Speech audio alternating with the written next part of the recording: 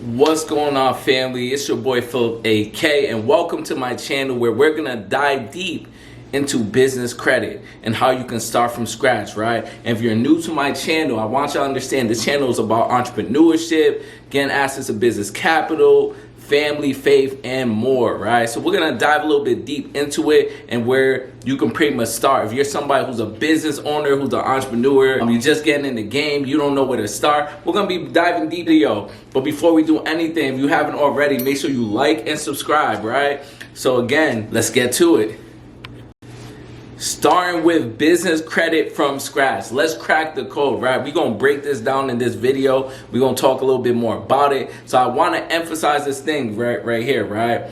There's a difference between business credit and there's a difference between personal credit. It's two completely different worlds, right? And if you're watching this video, you're probably new to the business credit world. So I'm going to get a little bit deep into it. I'm gonna go over a few points so you guys understand a little bit more about business credit and how you can get started on building it for your company or your organization. One of the benefits to building business credit and leveraging that instead of your personal credit is a lot of the business credit cards, a lot of the business loan limits are a lot higher, right? If on the personal side, it might give you $5,000, but the same company will give you $20,000 under your business. So that's one of the huge benefits to having business credit opposed to just using your personal credit. And another huge benefit to leveraging business credit opposed to using your personal credit is like when you use your business credit cards, right? Most time the credit utilization does not show up on your personal credit. So what does that mean for you? So that pretty much means if I get $100,000 credit card and I spend $100,000, as long as I pay on time, it's not going to show up on my personal credit report. And this is a game changer because most times when you spend over 30% of your overall credit utilization on your personal credit cards, it drops your credit score. But when you spend that money on the business side, it does not have a negative impact on your credit score. So that's one of the great things about it. And again, make sure y'all like and subscribe, right? And again, we're going to dive a little bit deeper about how you can pretty much get started and start from scratch. I just want y'all to really understand what business credit is, what the benefits of business credit are, what's the difference between business credit and personal credit. I'm going to break it down in this video. Let's go. So you might be asking yourself, why exactly does this matter? Understand this. Again, with business credit, you can get higher lines of credit, bigger loans, so you can make moves. You can take advantage of investment opportunities or start that business, right? Buy more inventory, expand and scale. Or if you're somebody who's just getting started, you can leverage that to jumpstart your business and pretty much get it out there through marketing, advertisement, right? There's so many different reasons why it's so important to learn about business credit, the world about business credit, and start leveraging as soon as possible. But again, and as you start building that business credit, you start to get more favorable terms, right? You get access to bigger loans, bigger lines of credit, right? More capital that you can essentially pretty much use to build wealth. And that's the whole purpose of this, right? The purpose of leveraging credit is to build wealth. It isn't necessary to take the money and spend it. No, it isn't necessary to take the money, buy clothes, just buy cars. That's not going to make you money, right? We're going to use the business credit. We're going to leverage that to build more wealth. So that's the key with leveraging this business credit. So I'm going to go through a few steps, a few things you can do right now that's going to jumpstart your whole process for you to go ahead and start building that business credit. Make sure y'all like and subscribe. So step number one is going to be you want to establish business identity, right? And the way you're going to do that, the very first thing you're going to do is establish a legal entity for your business. And for those of you who don't know what a legal entity is, it's pretty much a registered entity with your state or on a federal level that separates you from your business. And there's a lot of different legal entities. I'm not going to get too deep, but I'm going to name some popular ones, right? So you have partnerships, you have LLCs, you have S corporations, you have C corporations. These are a few different legal entities, and the differences between them usually has to do a lot with tax rules and documentation, right? That's the difference between those legal entities, right? So when you do this step, right, you want to make sure you consult with a business consultant, a business lawyer, or a tax professional. They can help you pick the right legal entity based on your business model and what you're pretty much doing for business. So that's going to be one of the very first steps, right? So once you figure out which route you want to go, which legal entity you want to get, you want to go ahead to the Secretary of your state and register for that legal entity, right? And how you're going to do that, right? All you have to do literally is search, go on Google and search your state, and next to it, just type Secretary of State, and it's going to take you to the Secretary of State website. And once you get on there, you'll be able to register that legal entity once you get on that website. But I want y'all to understand there are state fees associated with registering this legal entity. It varies state by state. Some states will charge you $50, and there's states that will charge you as much as $500 in order for you to register for this legal entity. But this is going to be the very first step for everybody. You want to make sure you have that LLC or that corporation, that partnership, whatever it is, whatever business model you have, you want to go ahead and choose one. And you want to go ahead and register with the Secretary of your state. That's the very first.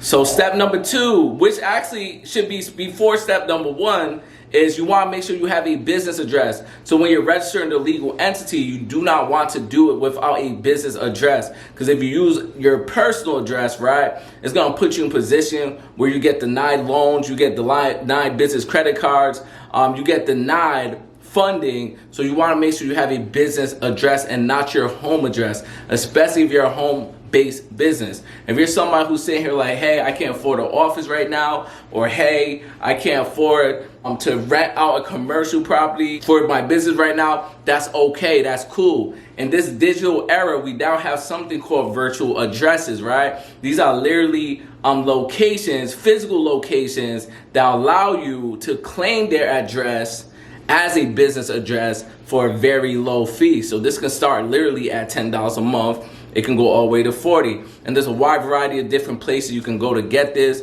One of my favorite places to go is gonna be, and when you get this virtual address, there's some things you wanna look out for, guys. There's some things, right? You wanna make sure this virtual address is located at an office space or an office building. Because there's a lot of people that sell virtual addresses, and sometimes it's at a shipping supply store, or sometimes it's at a P.O. box, right? You want to avoid these right there, because that's going to also put you in position where you get denied the business credit cards, you get denied business funding. So you want to avoid that at all costs, right? So let's move forward to step number 3. And again, if you're learning so far in this video and you haven't already, make sure you like and subscribe. Go ahead and hit that subscribe button. Step number 3, right? And this is a crucial step. Like, without this step right here, without this one thing right here, you will not be able to get business loans. You will not be able to get business credit cards, right? So you cannot miss this step. And this step is to get an employer identification number. For those of you who don't know what an employer identification number is very simple, right? An employer identification number is pretty much used to pay employee taxes, federal taxes, state taxes, get business bank accounts, and get business funding and more, right? So this is a very important number, so you cannot miss this step. And the great thing about this number, right, is completely free. And to simplify this EIN or employer identification number, right, I want y'all to think about it as a social security number before your business, right? So that's an example of what this employer identification number is, and you want to make sure you go ahead and get one. So you might be wondering, how do I get one? Simply, all you have to do is go to the irs.gov. I'm going to put the link somewhere below this video, so it's easy for you to go ahead and do that. So you want to go to the irs.gov. It's completely free. You want to make sure you have all your correct information, from your business address, from your business name, what type of entity you chose. And we discussed this earlier, the LLC, the corporation, the partnership, which one you chose, right? How many employees you plan to have. You want to have all this information before you go ahead and apply for this number, right? So when you go to the irs.gov and you apply for this number, by the end of the application, they'll automatically create an EIN number for you, and you'll have that number right away. You can download it electronically, and they can also send it to your house. But if they send it to your house, it might take about 4 weeks. So the best to download it electronically as a PDF and just print it out so you have that copy immediately, because you're gonna need that for the very next step, right? You're gonna need that for step number 4, right? Yeah, we on 4, so you're gonna need that for step number 4. Step number 4, let me tell y'all, this is another important step, right? This step is needed specifically, right? Specifically, if you want to get business loans deposited into your account, they're not going to do it to your personal bank account. You need to get a business bank account. That's step number 4, guys, right? And it's pretty simple. If you follow the previous steps, you have everything you need to get one. You need your LLC document, your business address, and you're also going to need that EIN number, and you're going to need to bring your ID to the bank or wherever you go to get that business bank account, right? And once you do that, you'll be able to easily and smoothly open up that business bank account. And I want you to understand, some banks might ask you for something called a certificate of good standing, right? This is pretty much a document with your state that says that your business is in good standing with that state, right? Most times this can cost anywhere between $5 to $20, depending on where you are located. But that's pretty much what you need to get that business bank account. And I want to make this recommendation to y'all. When y'all get the business bank account, you want to do either one of these 2 things. You want to get a bank account at a small bank, a local bank, or a credit union. By doing this, you're going to put yourself in a position where you can maximize the amount of business credit, the amount of business funding you can possibly get. So you want to go to a small or local bank or credit union, right? You want to prioritize that, right? And then number 5, so we're going to go to the next.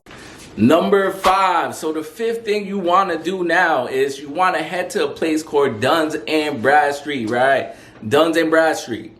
This place pretty much is one of the oldest business credit reporting bureaus in the United States, right? This place generates a score called a paydex score, which is what a lot of lenders, a lot of creditors, especially with business vehicle financing, a lot of them look at, right? It's from Duns and Bradstreet, right? So when you go to Duns and Bradstreet, they give you something called a Duns number. This number is going to be used pretty much to generate your paydex score, again, which is used for business vehicle financing, which is used to get business credit cards and used to get some business loans. They look at that score, so this is going to be an important step. And the great thing about this is completely free. This number is completely free. And if you've been in business for more than 3 months, most time they already have a number ready for you. But if you just started your business, you might have to wait about 30 days in order for you to receive that number.